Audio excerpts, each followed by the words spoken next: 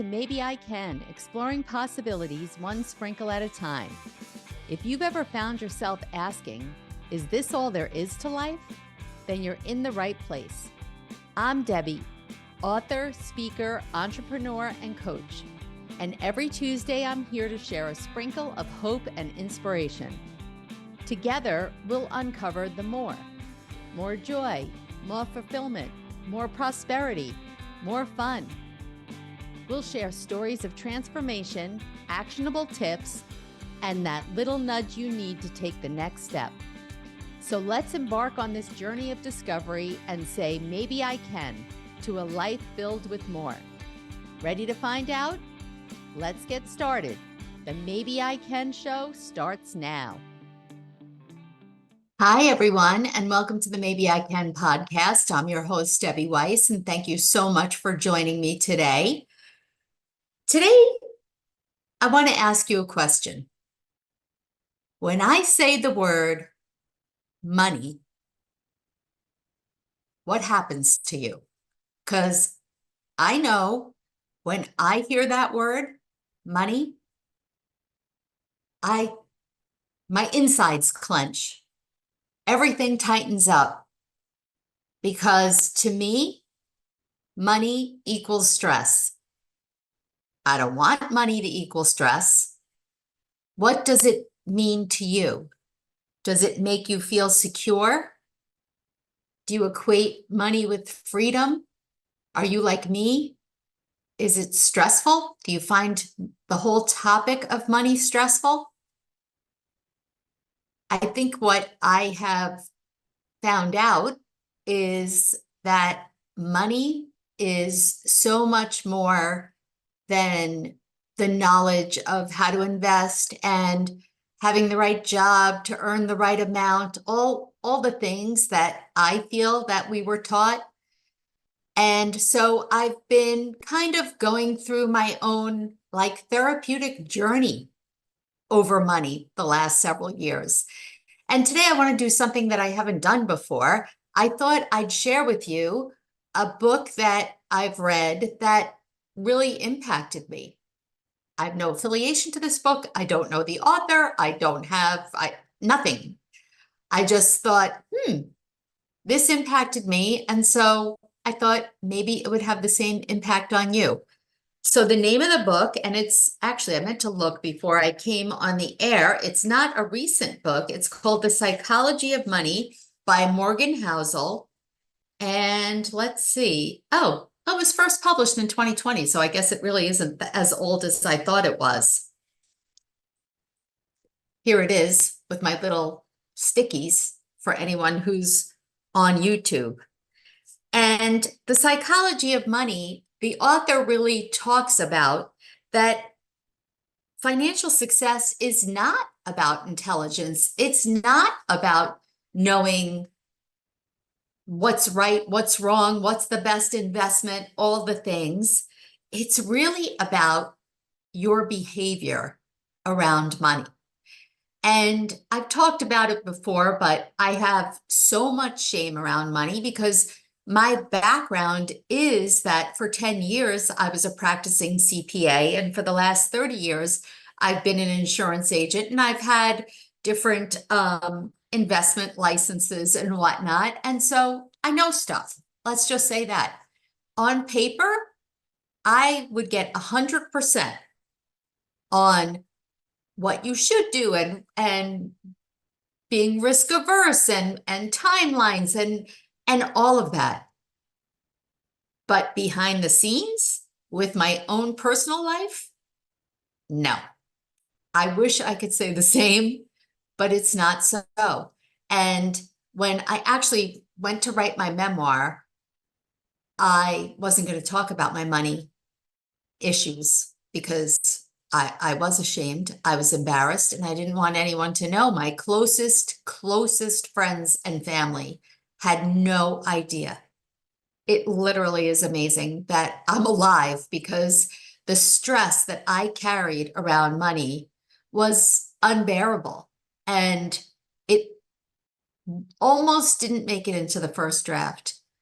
And then I thought to myself, I'm all about transparency. And what you see, what you hear, this is really me, whether I like to share it or not, because that's the way that you have an impact on someone else, is sharing something that's relatable. If someone goes out there on social media or a podcast or on wherever in the public, and they appear to have it all together, it just makes you feel worse about yourself. And there's nothing that you can relate to in hearing their story. And so what's the point? What's the point of being inauthentic? Nothing made me feel better than me listening to another podcast host who shared their truths, even if they were ugly. The uglier they were, the happier I was, because at least I knew it wasn't just me. I wasn't alone. And so that's why eventually I did put in the book my chapter on money and my money deep, dark secrets.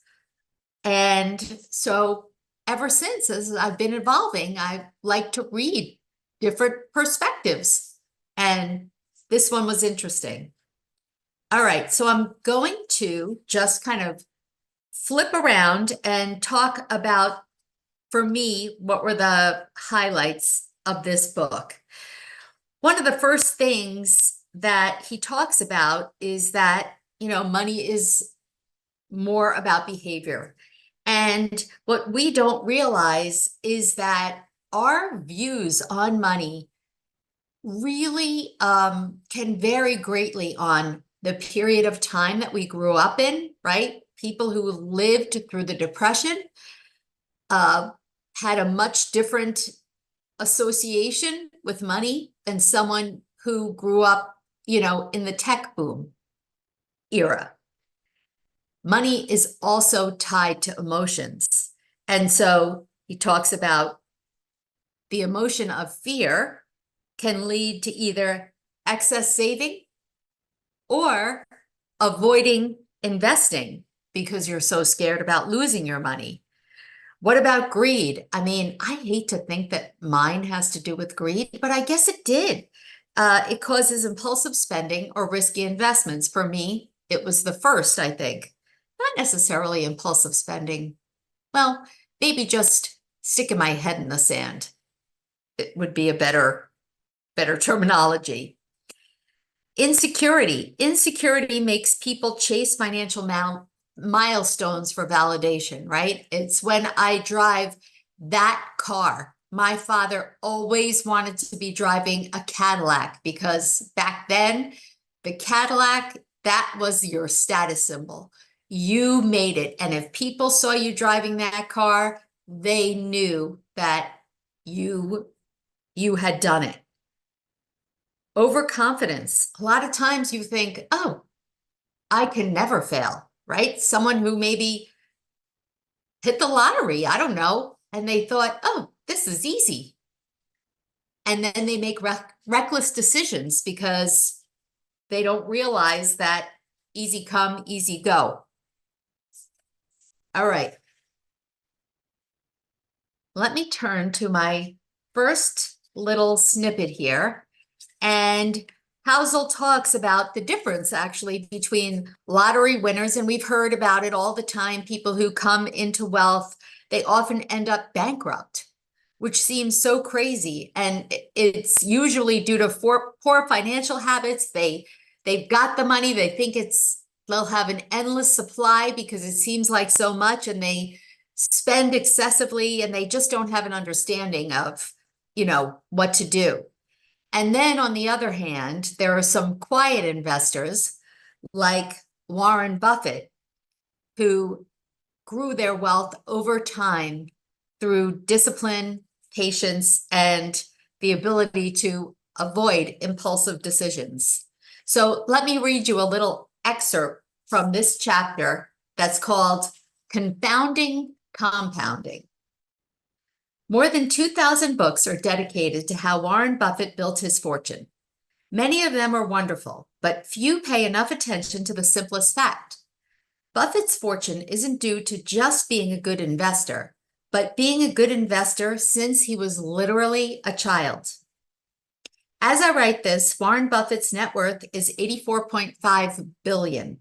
Of that, $84.2 billion was accumulated after his 50th birthday. $81.5 billion came after he qualified for Social Security in his mid-60s. Warren Buffett is a phenomenal investor, but you miss a key point if you attach all of his success to his investing acumen. The real key to his success is that he'd been a phenomenal investor for 3/4 of a century. Had he started investing in his 30s and retired in his 60s, few people would have ever heard of him. Consider a little thought experiment. Buffett began seriously investing when he was 10 years old. By the time he was 30, he had a net worth of $1 million, or $9.3 million adjusted for inflation. What if he was a more normal person, spending his teens and 20s exploring the world and finding his passion, and by age 30, his net worth was, say, $25,000? And let's say he still went on to earn extraordinary annual investment returns. He's been able to generate about 22% annually, but quit investing and retired at 60 to play golf and spend time with his grandkids. What would a rough estimate of his net worth be today? Not $84.5 billion, but $11.9 million. Not that I wouldn't take it, as an aside. His skill is investing, but his secret is time. That's how compounding works. Now, I got to tell you, when I first read that, I thought, oh crap, I'm 61. I don't have the luxury of time. And I'll get to that a little later. But what I did realize is that, hey, I've got these kids. And of course, my parents said the same thing. Don't make the same mistake that I did. But I think in this case, instead of saying it, I am going to make this book required reading somehow for my children. I don't know how to make required reading. I've tried. They're not great readers. If I have to sit them down in front of me and read this book, or better yet, just show them the math on paper, just so they understand. Funny thing is, I have one son who takes it too far to the extreme. He won't spend a dime, or he spends money, but he gets very anxious over spending money, and he won't spend anything that he feels is frivolous, which is probably a good thing. And I have the other son who, if I thought that I spend it a little excessively, oh my goodness, he makes me seem like a penny pincher. So it's so interesting how the two, I feel like my older son just, I don't know if he got that from Gary and I, my husband and I, so much as to he just likes excess of everything. And then I wonder, where did my younger son get it from? Did he watch me struggle? Did he know I was struggling? Because I hate to tell you, he didn't read my book, so he never read that chapter. And I really was not honest with him because I was embarrassed. I don't know where he got it from. I know he always tells me that the mistake I made as a parent was being too easy on him and giving him too much of what he didn't need. So he is wiser than his years. All right, moving on. This, this one really resonated with me. The name of the chapter is called Wealth is What You Don't See. And the little tagline, spending money to show people how much money you have is the fastest way to have less money. And there is a line in here. The truth is that wealth is what you don't see. Wealth is the nice cars not purchased, the diamonds not bought, the watches not worn, the clothes foregone, and the first class upgrade declined. Wealth is financial assets that haven't yet been converted into the stuff you see. But that's not how we think about wealth, because you can't contextualize what you can't see. Singer Rihanna nearly went bankrupt after overspending and sued her financial advisor. The advisor responded, "Was it really necessary to tell her that if you spend money on things, you will end up with the things and not the money?" You can laugh, and please do. But the answer is yes. People do need to be told that. What most people say they want to be, when most people say they want to be a millionaire, what they might actually mean is, "I'd like to spend $1 million." And that is literally the opposite of being a millionaire. Investor Bill Mann once wrote, "There is no faster way to feel rich than to spend lots of money on really nice things.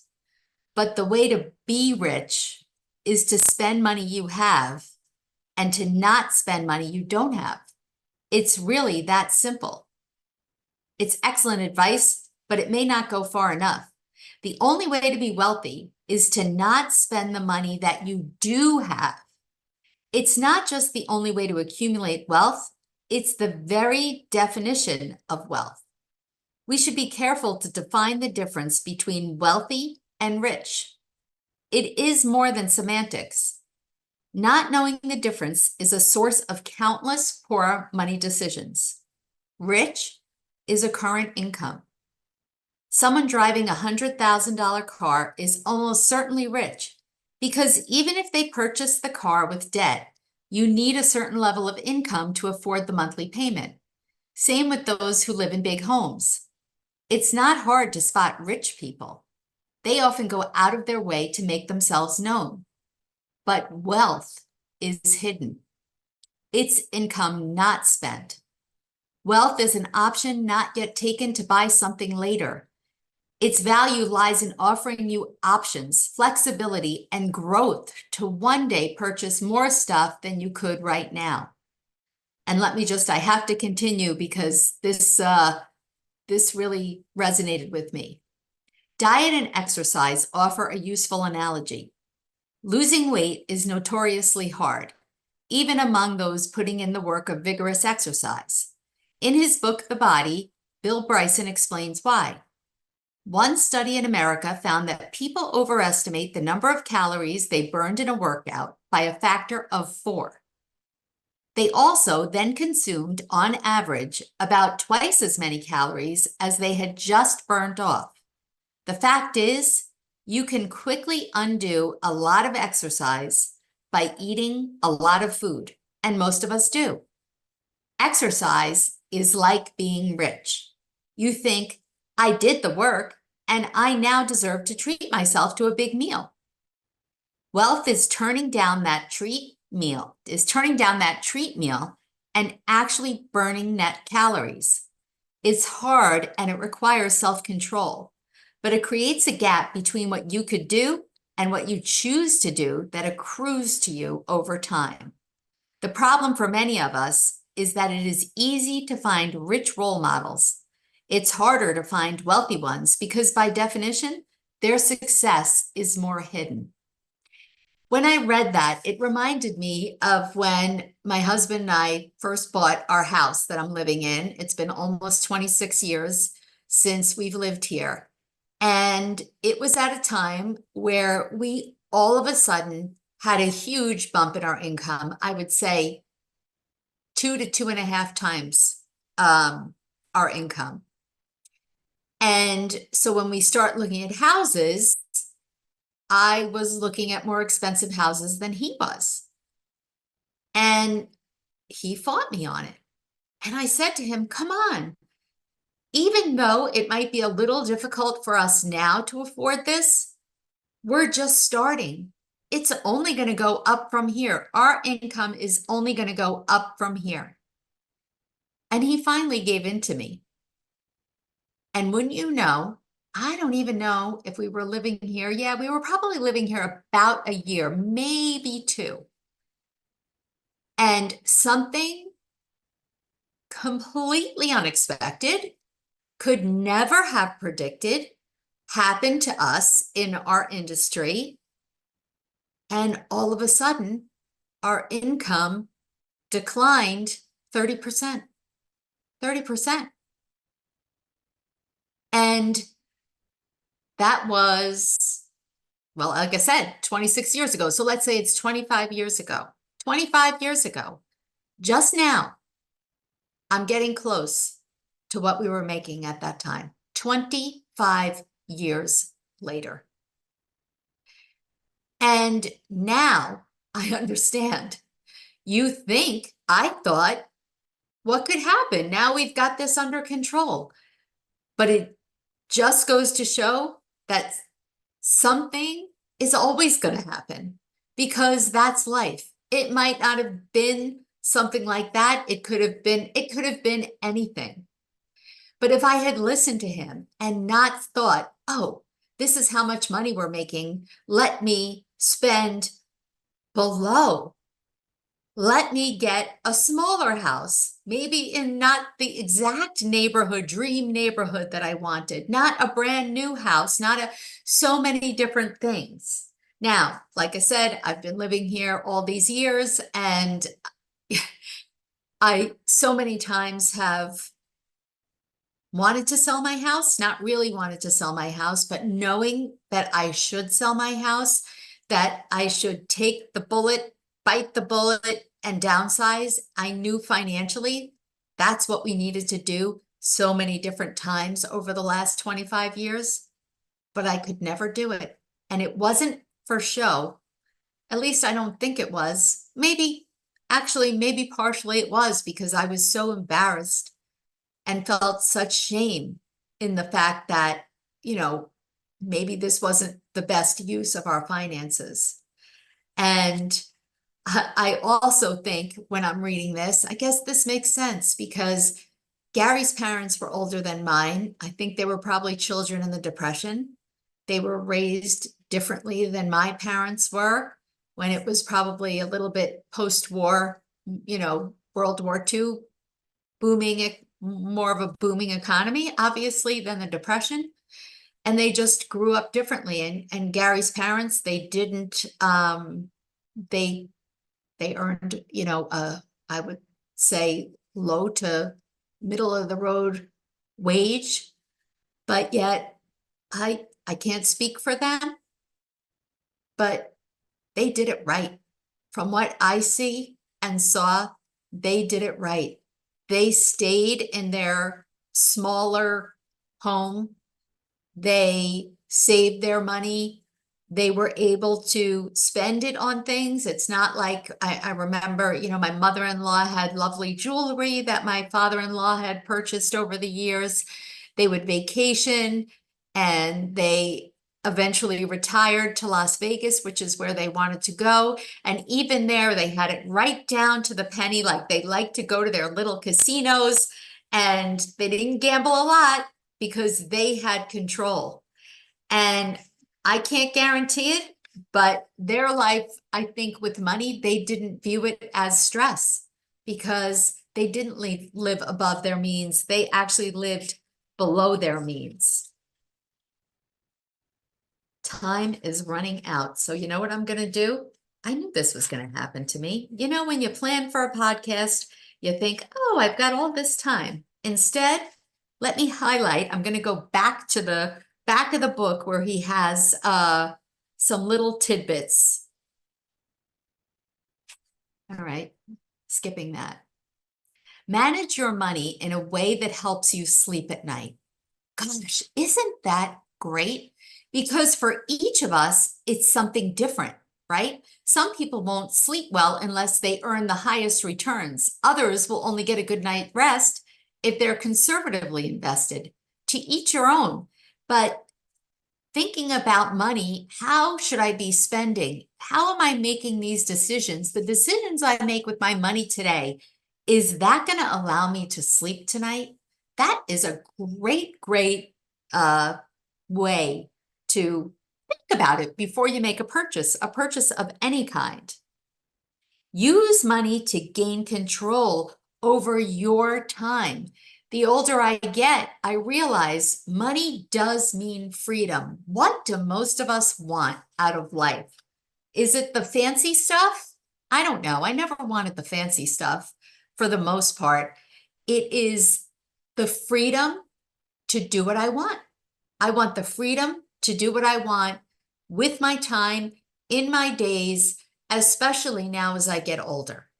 I would be happy, very happy in a smaller house. I don't have fancy cars. I don't have fancy clothes.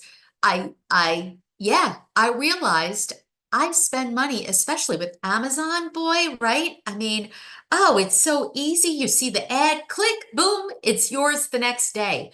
Really now trying to make a conscious effort.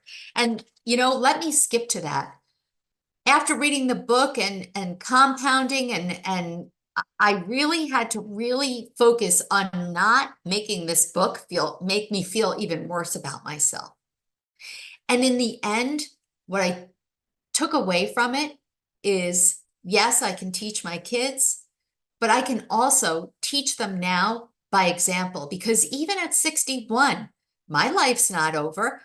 I still am making decisions with my money every single day. And as I was preparing for this episode, and I was going to say to you, take a look in your subscriptions, in your apps, and what we each pay money for. And that's only $9.99. And this is $2.99 and all the things. I was thinking to myself, well, I kind of did that. And then I thought, you know what? I just looked and I pay for Apple TV. And I got to tell you, I never watch it. I always say, oh, I got to go back and watch the morning show. I watched the first season. I never watched it. So, okay, guess what? If I decide that I'm going to watch it, then I can purchase the app at that point. In the meantime, I've just been giving them my $10 month after month after month. I don't know, how many years has the show been out? 2 years? That's $220. What else have I done that with? Where else can I just be more mindful? I know now that I want to spend my money on experiences, not things. I'm done with the things. I want to drive my car until it doesn't make sense anymore. And I want to take my money and have it to use to travel, to spend time with my friends and family, and to have that freedom. So as I get to a quick close here, I want to ask you, can you identify one financial habit today that you can change? Just one thing. Maybe it could be starting to set aside, I don't know, $5 more a day. The other thing I want you to think about, stop comparing your lifestyle to others, because think about the difference between rich and wealthy. You're seeing these people on social media. You're seeing people in your neighborhood, wherever, all around, and you're kind of judging them by what they wear, where they vacation, what they're driving. One, who cares? That's them, not you. But it means nothing. They might be rich, but you don't know if they're wealthy. Please, how do you personally define your wealth? And what can you do to change it from today forward? Let me know, because I would love to hear your suggestions. But as soon as I sign off, sorry, Apple TV, your history. If this episode inspired you, please share it with someone else who needs to hear it. And as always, remember, maybe you can. See you next time. Thanks for spending part of your day with me here on Maybe I Can, exploring possibilities one sprinkle at a time. It's been great having you, and I hope you're leaving with a spark to light up your journey to more. Remember, every big change starts with a single maybe. If you're ready to kickstart that change but not sure where to begin, I've got just the thing for you. Head over to download my free guide, The One Critical Step to Kickstart Change, and take that all-important first step. Let's make those maybes into reality one sprinkle at a time. Catch you next Tuesday at 4 p.m. Eastern, 1 p.m. Pacific with more stories, tips, and that extra push you might need. I'm Debbie saying goodbye for now, but always remember, maybe, just maybe, you can.